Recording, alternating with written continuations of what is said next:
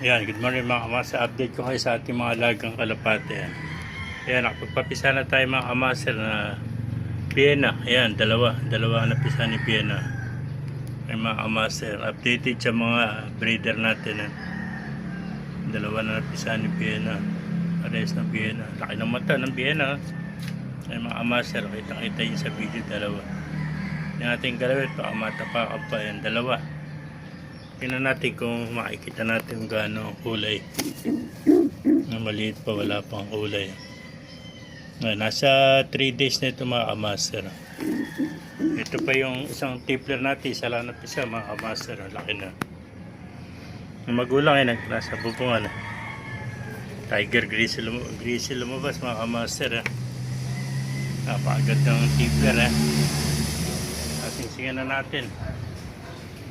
Pero mga kamaster yung iba pa nating tipler. Meron tayong isa rito, maalimim yung Vienna. Mga kamaster. Yung Vienna natin, maalimim. Hindi pa pisa. Ito pa yung ating tipler mga kamaster. May pisa na, dalawa. Pares na bluebird na ganak, tsaka grizzly. Dalawa.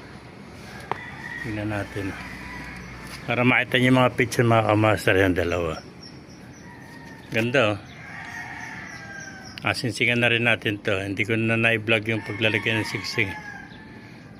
Basta pag nakita kong hindi malalaglag yung singsing, nilalagyan ko ng singsing para hindi natin nakalimutan. Ayan, repeso. Pares pa lang, isang grizzly pala, isang bluebird to mga kamaster. May singsing na rin.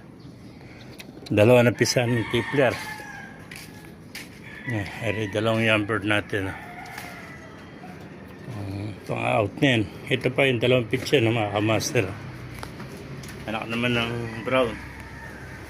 Ayan. Pares na white feather ang anak mga kamaster. Dalawa na pisa. Ito yung bluebird natin. Dalawa rin ang pisa yan mga kamaster.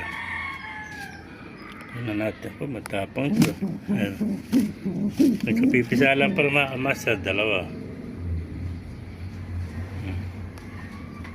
Tapos meron pa tayo sa itaas ito, anak ng itim. Si Black Diamond, napisa na rin. Ayan, saka ni Barles, dalawa rin. Pares na itim ang anak, mga kamaster. Malaki na picture to, kaya pala nag-aot na ng sala yung lalaki. Itlog na siguro ito. Ayan mga kamaster. Dalawang black. Meron pa tayo rito isa.